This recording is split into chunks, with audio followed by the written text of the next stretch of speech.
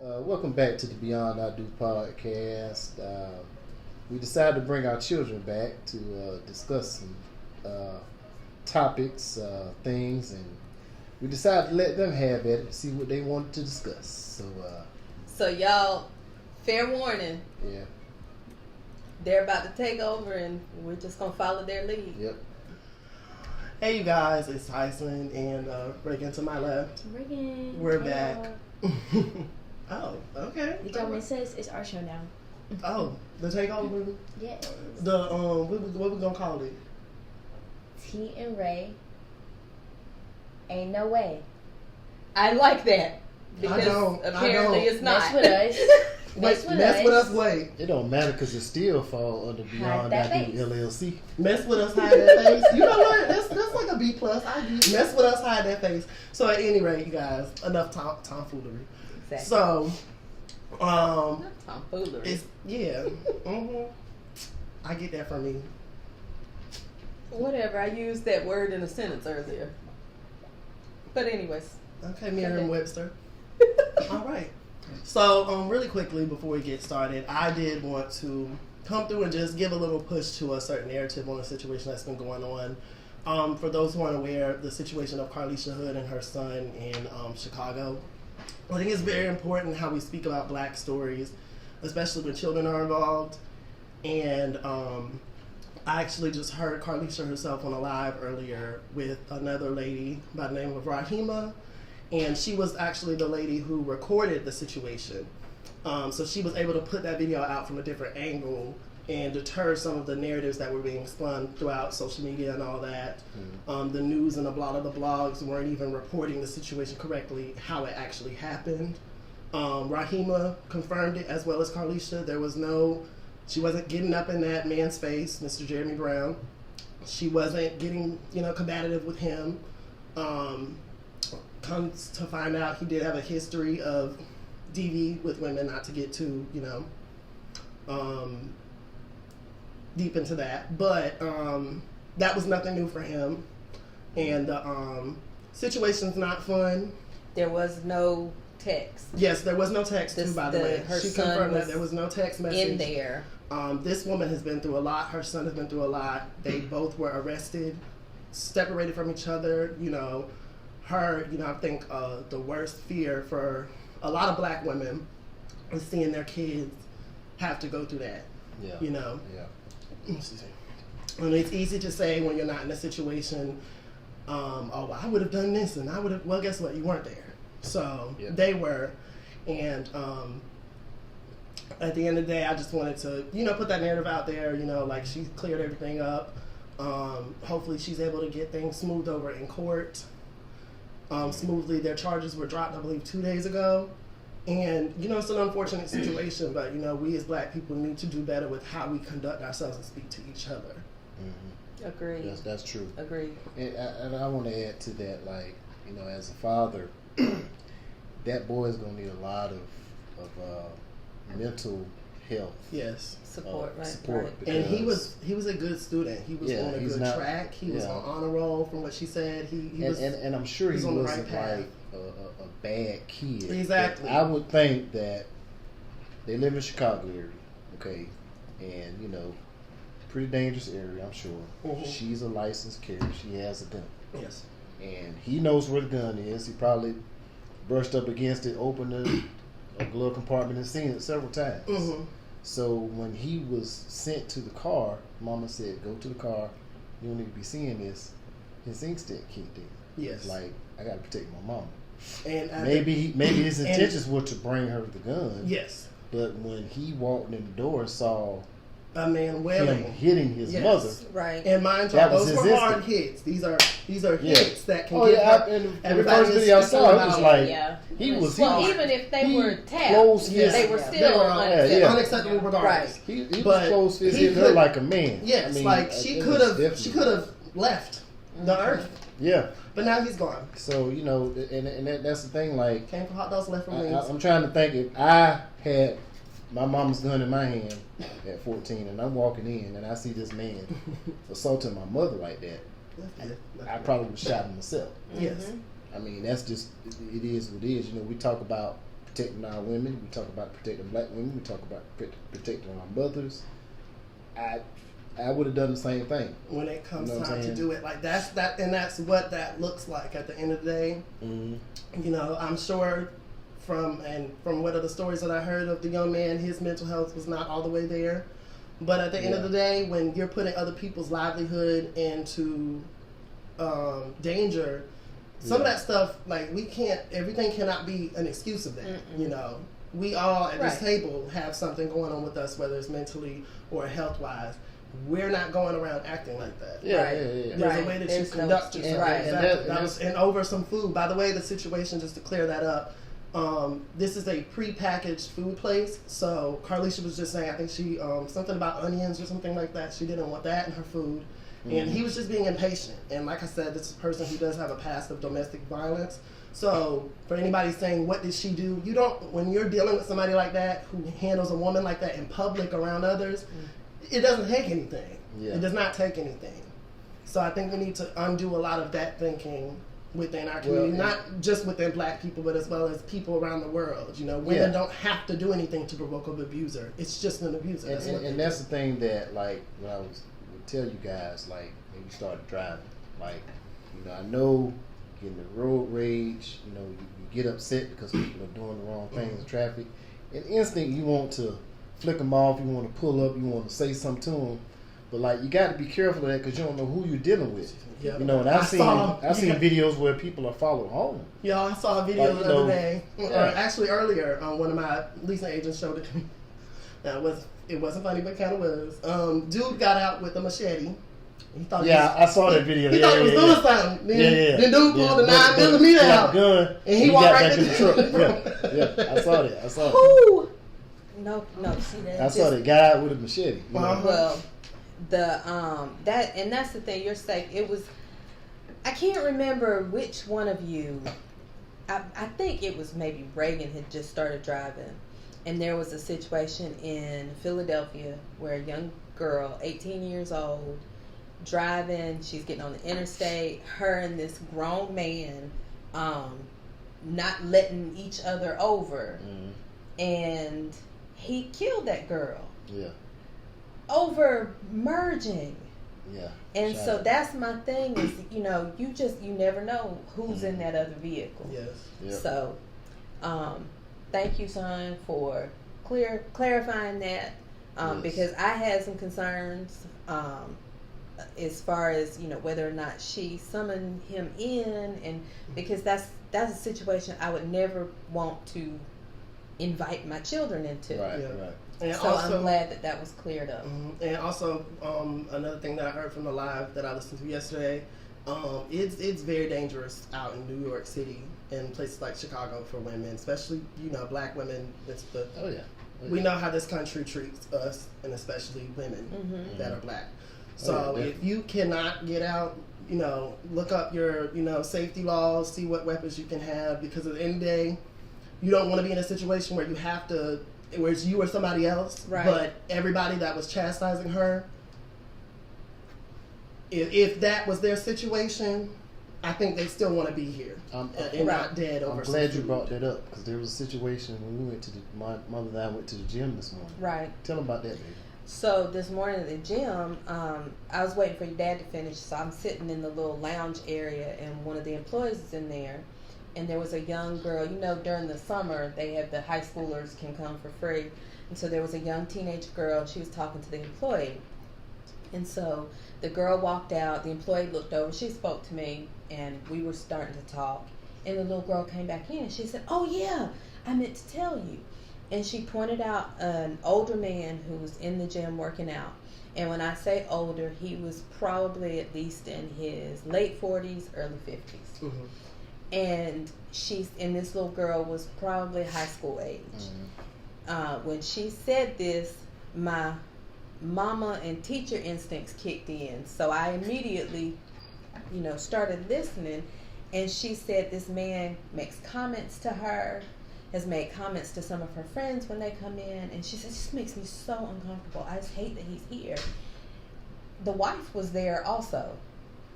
And so I'm like, no one has the right to make someone uncomfortable.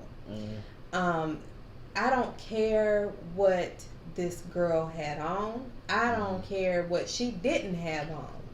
No one has the right to make someone feel uncomfortable. And certainly there were lines crossed when it came to his age versus this is a child. We've had the conversation, you know, I'm not going to tell you don't go out wearing X, Y, and Z because that's the wrong thing to teach.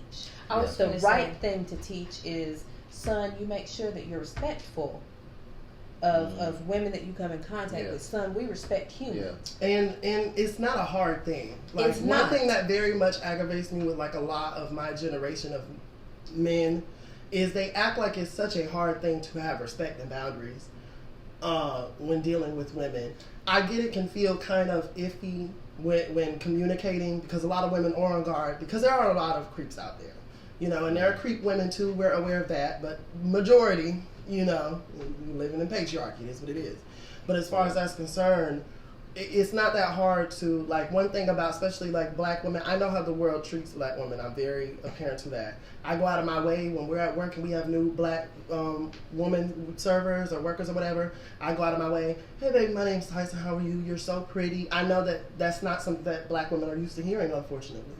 So a lot of the times, and even when you get deeper into our community, it depends what your body looks like. It depends on what your hair texture looks like. So, and that's stuff that we need to start speaking about too. You know what I'm saying? Because it's just, I don't know. It's just it's a long conversation, but there are conversations that they need to be had so things can be rectified. You know, we're talking about, you know, ending certain systems and all this stuff. If you can't end the byproducts of the systems, you'll never be able to end the master. That's like skipping the levels to get to the boss level. You're 100% correct. And I know as a young man who grew up in the 90s, in our days, you know, that's when the outfits were more skimpier. Okay. And, you know, the short shorts, the short skirts. And I remember guys having conversations like, look at that girl, she must be freaky because she has that dress on. And I participated in some of those conversations because that's what was going on at the time. But deep down inside, I'm like, that still doesn't mean that guy got the right to grab her or assault her. That doesn't mean anything. Or even to say anything. Even if she's outside butt naked, even running around, that doesn't right. mean that a man has a right to approach her or attack her, right? Thinking that this is, you know, this is my. This is why she's doing it. Yeah. Yes, ma'am. Thanks. Mommy always got my back, and if it ain't mommy, it's dad. I know what that was. That was the guns they got to worry about. You know, yeah, because they've been putting in that work. And don't play with them. And if it's not these Where guns, mine at? I got 3 of them. Period. They're right there. No, my gun. Trace. Uno, dos, tres. Sorry. No, what are you gonna say? I just want to say that, like, I'm 21, and ever since I was about, ever since I started high school, which was, I was about 14 for about a month and a half or so, and then I turned 15. So, like, ever since I started high school, I would say that I've been not sexualized necessarily, but because I have a nicer chest, a fuller, more bigger chest compared to other people, I tend to get more compliments and more stares due to that. And that, I feel, is another issue, because who are you to say that I need to wear a bigger shirt or I need to wear longer shorts, even though, never mind, we're not going to get into that, but it's like, the other day I was at Dollar General and this guy said something about somebody's shorts, and I swear it was me, because my shorts, yeah, they were short, but it's darn 95 degrees outside. If I wanted to be butt naked, I would, respectfully. but I would never, you know. you So go to yeah, jail. I'm gonna go out exactly, but I'm gonna go out in some short booty shorts because it's hot, you know. But So and that's the thing. Like, I think going back to the school thing, it's like they taught us to chastise the girls. Well, you Right. don't need to put that on. Right. Same thing in like some of these churches. You know, she don't need to wear this short skirt because it's gonna throw the men off. You're on Yeah. Instead of sight talking lust. to the men and talking to the boys, like, And no, right. regardless Right. of what that young It's lady always has on, easier you to attack still respect her. the- You know what I'm Exactly. saying? Well, It's you like have to victim consider shaming, the you know? source It is. also. But it's Victim I feel shaming. like just with people, one thing that's the issue with problem solving, people want to attack the symptoms of the problem. I would say maybe symptoms or after effects Yeah. instead of going for the main problem. The main problem yeah. is self-respect and boundaries. Well, and you said something about patriarchy. So when you think about it, that type of thinking supports that patriarchy. Yeah. Because if we villainize the girls and tell them you can't wear spaghetti straps because it's distracting, instead of telling the boys doesn't matter what she has on, you're here to learn, then we can continue to perpetuate that patriarchy because Yeah. those boys are going to grow up to be men and those men are going to have power and they are going to cross lines. Like And they're now the doing law that. supports them doing that because, like well, they're you doing shouldn't that. have worn Yeah. that. Yeah. Well, you shouldn't have done this. Yeah. There was a memoir by the I don't want to call her a victim. Her name is Chanel Miller, I believe. The person who Brock Turner sexually assaulted. and got away with, which I don't know how. Right. Yeah. We know So how. Patriarchy. her Patriarchy. memoir Patriarchy is how you got away. is heartbreaking Yeah. to bet. hear what her and her family went through because this man saw an unconscious woman. Like, how do you even blows my mind. So that supports that patriarchy. If we go ahead and blame her, well, she shouldn't have been there drinking. She shouldn't have been there. Well, she was sending flirty messages to her boyfriend. She must be a whore. And that, What? And that punk ass judge gonna sit up there talking about knew that this guy was, talking about he needs opportunity to he needs a second chance. A fine young man. You don't need no damn second chance. You mistake. assaulted a woman. You assaulted a young lady. What second chance? What? I wonder how to go out there and do it again? Because that's how they end up being repeat offenders. They're repeat offenders because these judges keep letting them out because this patriarchal mindset that says that the victim is the problem and not the damn assailant is the problem. I wonder how that judge would have felt had that been his child. And I honestly think we need to stop saying that care. because that doesn't matter. Even going back to the situation earlier. No, it doesn't. It puts it into perspective for some people, and they might back down a little bit on what they're saying. But people were saying that, to bring it back to that situation earlier with Carlisha, people were saying that about Jeremy. He has 2 daughters. What about his daughters? Well, he wasn't thinking about them when he was swinging on his baby mama of his kids, or on Carlisha. At the end of the day, some men just they don't have. If you don't respect a woman, it does. I don't even think it matters if you make one. You just don't have respect for women.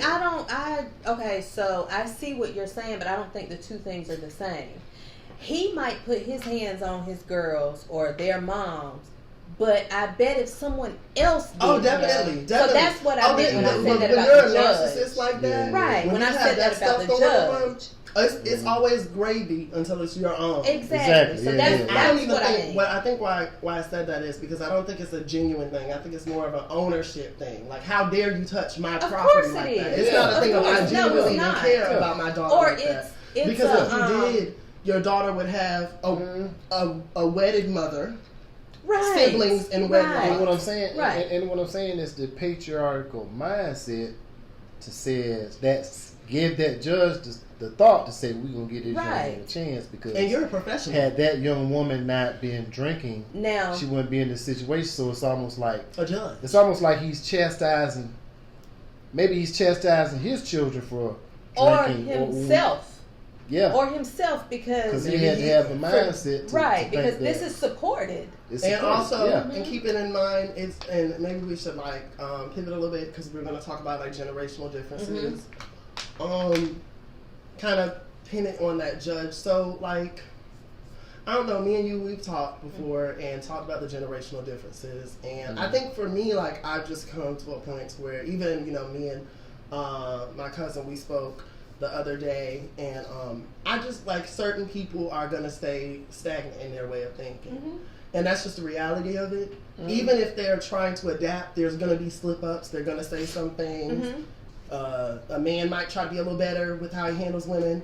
If he grew up in a certain time era, he's still probably going to let a comment slide or two. It probably shouldn't. But isn't that what redemption and forgiveness is for? I think so, but I mean, I think we have to work on what atonement and accountability looks like, because I don't think as humans we're even raised to be humilitable in the first place. I don't think we're raised to say I'm sorry. I think a lot of us would rather just run the other way, look the other cheek. Like even I wouldn't say that. Okay, not all of us. Now, but some people are raised to say I'm sorry too much. Okay, that's where I was going to go, because with the and two, sometimes y'all, those are the people that don't even need to say it. Yeah. Or so with y'all, I never, and people would sometimes question it. I never made y'all apologize, because I feel like if you do something and it warrants an apology, that needs to come from within. If not, we're creating little sociopaths. And I've always said that too. I've said that too. If I was going to have children, definitely. Mimic being remorseful. Yeah. I definitely don't want to help you develop that talent. Yeah. Same thing with sharing. We never forced you to share. We talked to you about the benefits of versus not. But as adults, we don't walk up and say, hey, let me hold that. And you say, no, don't share. You don't do that as adults. That needs to be something you need to learn. That's empathy. You need to understand there's benefit to this. If I share, they can share. Not to where it's manipulation, because that's what happens when it's forced. Is it becomes manipulative, and we're creating little sociopaths. Probably some of those common teachings that, you know, the commonality, like you were saying about, you know, the parents who we're gonna teach Junior to share his toys with people, and it becomes a common practice.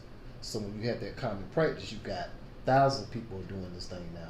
So now you got thousands of people who think this way. And then you have others who are not raised as that they way. become adults, like, no, you need to share with me. And then you have little Johnny, who was forced to share, and he does it. Yeah. But in his mind, he's thinking, as soon as you get up and walk off, I'm gonna trip you up, because I didn't want you to have my toy. Exactly. Or he's looking at his mom thinking, okay, you made me share, I'm gonna share it, but later on tonight. I'm gonna whoop that. Right. So I just never believed in doing that, because I wanted y'all to learn how to empathize with people and understand that you sense something, you feel something, and you act based on that.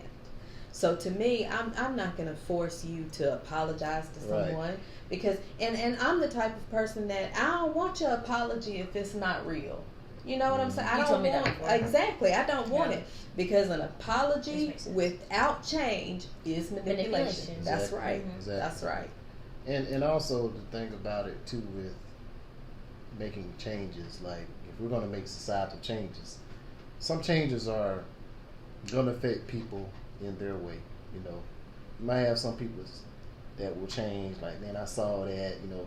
A lot of people change their minds because we were home during the pandemic and they saw George Floyd get murdered day in and day out. They saw it. Well, now it seems like, you know, since society is going back to work and going back to the workforce, there's not as much attention being paid to these tragedies that happen, so it's almost becoming commonplace. But you have to think, okay, well, there's going to be a change in some people, but if we're going to talk about change, it's going to have to take change generation after generation. Just think about it. My generation, there are things that we did in my generation that my parents' generation, our parents' generation, they would look at us and be like, oh, hell no, we didn't do that. In the same way with y'all's generation. So the change is really, hopefully we just pass it on to you guys, so you pass on to the next generation, hey, this is not how you treat women. You treat women this way. You know what I'm saying? It starts somewhere, and hopefully and know when to get into situations, because I think people act like they're so, well, that's none of my business. Okay, well, if you're an individual now, then you need to stay individual all your damn life. Don't comment on other situations. I don't like that stuff. I don't like selective morality. That irritates me. It is Now- so annoying. Mm-hmm. Now, This I'm is not something- saying get up and be sister soldier, brother soldier on every situation. You do need to pick and choose your battles, and as black people specifically, I think that's something we should work on. And how we respond to things. Again, Yeah. with the Carlisha situation, that didn't have to happen. This Yeah. lady wants her food right. She paid for her food. Allow her to get her damn food Definitely. and going about your thug magnificent day. Whatever the dude As whatever the dude on Boondocks name. as I'm sure some people, which I hope learn, he effed around and he found out. Yeah. You know what I'm saying? And and it's sad that Hey, it's Jeremy. sad that somebody had to lose his life in order to learn a lesson. Like, man, Right. He didn't even get to learn he it. didn't need to But lose his life. hopefully someone Sometimes else. But- karma's a, you know, Exactly. A bullet. Exactly. yeah, That's like karma. That's karma. exactly. I would like A to big go back to something because we've talked about this some with the difference in the generations. Mhm. I feel like your generation, and based on what you said, there is no, like, y'all are not good with give. There is no leeway. There is, like, it's black or white. There's no gray. So Well, can I say something? To that? Mhm. Okay, so I would say it depends on what you're talking about. Like the stuff that Dad mentioned earlier. For my generation, yeah, nowadays, well, unfortunately, dating podcasts have undone, I think, some of the progress that maybe some men were making being better. But in the dating world itself, the progress of that has definitely been raveled a bit in the last few years because everybody picks up a microphone and don't know what the hell they're talking about. But I will say that Agree. prior to maybe some of that, you know what I'm saying? A lot of things that maybe it was acceptable for dudes to say when you were coming up. My generation is a bit more apt to call that out. Now, I won't say that's all men, but I'll definitely say we're more apt to call that out. Depends on who it is. It varies in the situation, of course. But I think, I don't know, I think So you also have to understand we've watched y'all. Like, we've seen some instances. I'm sure there are boys who have seen their mothers be, harassed by men and stuff like that. Heard stories about it. Maybe their moms have told them, or their dads have told them, whatever the situation may be, whoever's abusing whom. I think you just get to a point where you're sick and tired of being sick and tired. And sometimes it can feel like when we speak or when we say certain things, one thing that I will say from the older generation is there's a lot of ageism. And I will say it goes both ways. But I do feel like a lot of black people, like one of the favorite sayings in the black household, I gotta be honest with y'all, is I've been your age once. You've never been mine. Yeah. And that's very true. However, like we said earlier, age, what did I say? We said we were in the kitchen. And with age, we were talking about not giving a bleep. And with age comes that. But I also said just with experience. Life can take you through a lot of things. With and experience. Yes, Yep. definitely. And the the experience, more I wanna life you say- have. Yeah, and that's Yeah. true, but it's not mutually, I wouldn't say they're mutually exclusive. I wouldn't say that because there are some people who have been through stuff at 25 that a 40-year-old may not have been through. Right. There's a 25-year-old Right. that got shot. Right, And that's the I thing, we're not- completely agree. So, But in the situations where we've said those things to you, it has not been anything outside of our experiences. Yeah, and Yeah. I mean, and I would sometimes when you're a never- kid, you can't hear that. Maybe. Right. That could be that too. Right. I Because- would never speak to someone on an experience that I've not had and tell them they're wrong or what have you, or tell them this is what you should do, because I don't know, I've not experienced it. But that's what, when I said, y'all are not good with the give. So I'm trying to think of an example that's not very controversial, but I can't think of one either. I can think. What comes to mind when you said that was like online, for instance, a star made a comment about, I don't know, the LGBTQ community. Okay, and it was this comment. Well, the LGBTQ community is not upset about what it said. It's somebody that is not even part of the community. They're saying, well, you just offended the LGBTQ community. You just offended them. They didn't say anything. You said it. As you're not a part of that community, but you said it because you've taken their pain and voice your opinion yourself. Mm-hmm. And You know what I'm saying? I've seen one or two situations like that, but I think it depends on what situation. Yeah, but what I'm saying is because this person that is not in the community voices their opinion, then it gets other people involved. Yeah. Then it gets other people involved. And now we're talking about canceling this person when you talk to and this is where another thing that disconnect too. If you talk to a lot of the older LGBTQ community, they're not bothered by what that person said. Yeah. You know what I'm saying? So it's that there's a generation gap in that sense, where there are things that like will frustrate y'all. And we'd be like, you know what I'm saying? That ain't that. I mean, but y'all talk about it for hours. Like, it pissed me off. It pissed me off too. But I mean, so we have that's where that experience comes in. To, okay, I know how to deal with this frustration. I know how to deal with this situation. I've been here before, and that's where that experience comes in. So there was the post that I told you about in the one group where there was a woman. She was and it was obvious she's at a pole dance conference, and you could tell that she was classically trained as a dancer and as a gymnast. You could tell in the artistry of what she was doing. And so I made a comment about, I wonder how her parents feel about the money that they put into the training, and I did the little laughing emoji because in my mind I'm thinking of this conservative couple who are appalled and horrified that this is what their child chose to do, and they've put all that money into it. Move on. I'm not judging her. I'm not a judgmental person. I was impressed by the artistry of it and could tell she's been classically trained in dance and in gymnastics. You could tell. And so someone responded and said, "What does that mean?" What do you think it means? It's a joke. Yeah, that's what people say. They'll say things like that. And, oh, yeah, it's a joke. Ha, ha, ha. Yep. And they went in on me. That's that give. Now, y'all know, for one, I'm not judgmental. I was impressed. The face made look. Now, like I recall that. Wait, I recall we spoke about that, and I mean, I will say that I don't know. Did you put like maybe a LOL gif on it or something? I put the little laughing emoji. Oh, okay. Well, I put whatever I said. The parent said I put in quotations.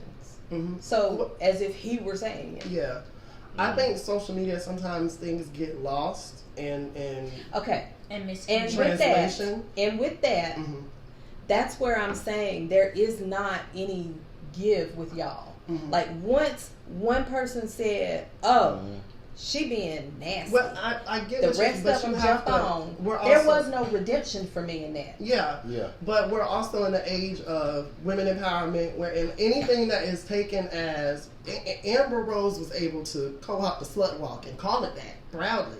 And while I don't agree with everything that surrounds her, I will say that the initial of what she was going for, women be able to be themselves, right, in their own element. Like I remember seeing a tweets where women were saying, "What would you do if there was no man for 24 hours?" And it was the horrifying. simplest tweet that I saw that maybe it kind of like hurt was like, "I would go for a walk at 8 p.m." Like with music in my ears. Yeah. It's horrible. Yeah. So I think that my generation I think that men in y'all's generation, I won't say that they were. I don't know. I go back and forth on if they respected women more, but I think there was a bit more of a boundary and respect there. Whereas now, maybe in y'all's generation, a girl got catcalled by a group of dudes, they might talk their little trash with her. But now I feel like my generation, if they catcall a girl and she walks off, "Hey, I wasn't talking to you," and that may turn into a whole different situation where she's been. So things are escalating. Egos are fragile. I remember. In the malls, escalation part. Like when we were teenagers, I remember in the malls, like, "Hey, Charlotte, let me holler at you," and then she'd be like, "Nah, well, F you then, bitch." Right. Go on about your, you know what I'm saying? But it wasn't an attack on, that was but it. That's it. But now they like right taking people out and stuff. and I agree and I understand that part. But my thing is the very thing that you all or that generation, that when you say we are doing X, Y, and Z, y'all are behaving the very same way. So to say that, you know, I am, I don't know, being judgmental or whatever, and not understanding my intent, they came on and did the same thing they were accusing me of to me. Yeah. Yep. Y'all know I'm not judgmental. Yep. You like it, I love it. I love to see people living their lives in the way that they see fit and not being worried about what other people say. As long as you're not hurting other people, Yep. I absolutely love that. Well, I would say to that, I think we know you. Mm-hmm. That lady who commented does not know you. Right. So I would say that's something, if I were you, I would have said that to maybe like a group chat. Because your group chat knows you. Oh, understand. The Facebook friend group, even with you're that, dealing with strangers. right. But even in that, so think about what you're telling me. That I need to censor it because it may be taken as offensive. I'm saying when I go to post stuff, I keep in mind that even though I do music, there's things that I've changed in my music. There's things, title tracks that I've changed for professionality cases because I'm still in the workforce. God hoping one day I can eat off of that. Well, but for now, it's just a certain way that you move. There's certain things that now if I have this opinion, let me call my friend and say this instead of posting this here because it can be taken 53 different ways, and I just block people. In fact, I'm going to respond to you, and then I'm going to block you. And that's I get. So I think it's just but navigating social media. Like I get what you're saying, but at the same time, and you with everything we just talked about. Can you not see how she would have taken? Like she doesn't know you, right? I get all of that. If I had saw that, I would have been like, "Oh, mom, she's." I completely because I got that. it, especially when you said the conservative, couple, right? What you're telling me is, I am supposed to extend grace to her. No, I'm that not she saying is not extending to me. No. I'm supposed to change my thinking and behaviors. But she is not willing to listen to me explain what I meant. Yeah. Well, I'm not saying necessarily change it. Because she automatically said, you just doing blah, blah, blah, blah, and that's it. And you don't want to hear it. Like, even if she would explain herself, she didn't really want to hear it. She would still be like, you just making excuses. She did. That's what she did. You know what I'm saying? So now, that was no guilt. Was she white? That was no guilt. No. We don't know. No. Was she black? Yes. Oh my God. We don't and y'all know I don't care. So once I responded once to her and tried to, or I don't even want to say tried to explain. I responded, and then I think somebody else said something. I may have responded that second time. I may not have, because y'all know I don't care. I move on, and I'm thinking to myself, good gosh, anyone that you deal with. This is the magic of this thing. But I will say this, I think there's extremists everywhere though. Like y'all have, of course, like in y'all's generation, there are some grandparents who look at a man in skinny jeans and think the worst of him. Exactly. So I think there are extremes everywhere. I think it just seems like our generation is louder because we have social media. You can talk to somebody in 5 seconds. We didn't have that. But the magic of even with social media. And some of y'all talk on social media. Y'all don't talk in real life. But this is the thing, like you don't even say like excuse you when somebody step on your shoe in public. I can scroll through my Facebook. Me and Mama talk about this all the time. There's this group that we're a part of, and it's for married people, right? And I'll get on there and probably get 3 or 5 different, conversations, and there's people posting questions. Most powerful part about the internet is you can scroll right past that one. Yep. You don't have to say shit. Nope. And that's the problem with y'all's generation and even some of my generation. Don't say shit. Even if you don't agree with it. Just scroll. Because that's the most powerful. Then you're not even getting in the car. It's the same way had that guy not said anything to that woman. He could have kept all that frustration, that anger, that frustration. Come on, man. It's but he would have still been alive. But he couldn't do that. And the same way with a scroll. Just scroll past it. I see a lot of stuff I don't agree with. Just scroll past it. I am a firm believer that the key to everything, the one thing that would fix it all, is to mind your business. Damn skip. Worry about you. Damn I'm not skip. concerned with I'm not judgmental. I'm not picky and choosy of who or what is right or wrong. Mhm. Do you? As long as you're not harming people, do you? I think that's true, but sometimes it can feel like my generation is calling out harmful stuff. And because somebody feels like, oh, it doesn't harm me, it's not important. And I think that's where the issue is. Sometimes it's harmful stuff. Sometimes it's an opinion that something is harmful. Yeah. And that's different. Yeah. Another example, an example of what I mean with the whole, you focus on you. I've seen it posted on different things. Being a teacher, seeing certain things. The idea that a book where, so in fact, there was a lawsuit at one point in our area. It was a middle grade classroom, and 2 boys kissed in a scene in the book. And this parent took it to the level of lawsuit. And I'm thinking to myself, first of all, does your kid have a cell phone? If your kid has an unregulated cell phone, that kissing scene in the book is probably the least of your worries. Exactly. The second thing is, if you feel like that is inappropriate for your child, address that with your child. Address it with the teacher to some extent, but at middle school, address it with your child, and then keep moving. Because another parent may not feel the same way. So you have every right to regulate your kids and what they have access to, but you do not have the right to take a book that other parents don't feel the same way about. Was it Soraya or her? It was Reagan. Okay.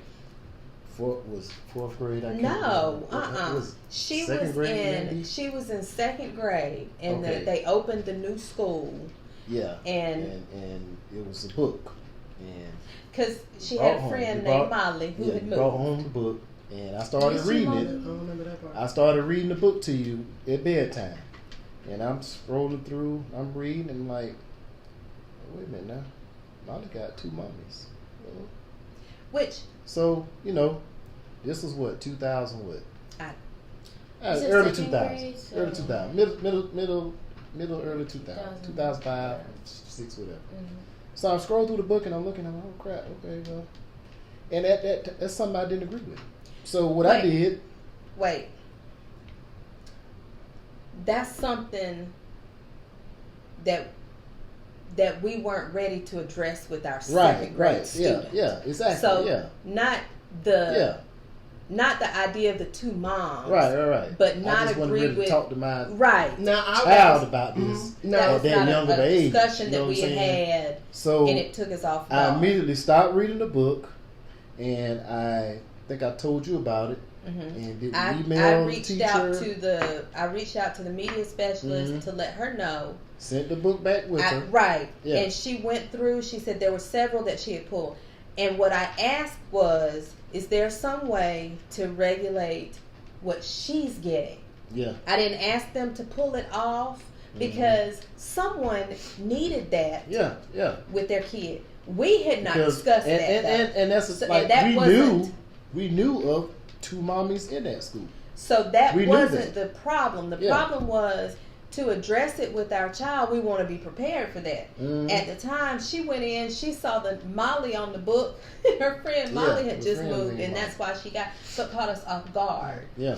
And I think I would say that for some of my generation, the response to that, and I mean, at the end of the day, when it comes to certain topics, parents, handle your stuff. That's your kid, whatever. But in terms of that, like for us, it's not a. Y'all are from 2 different generations, we're from 2 different generations, and that's acknowledgeable in that case. But for us, it's just not that. It's not that big.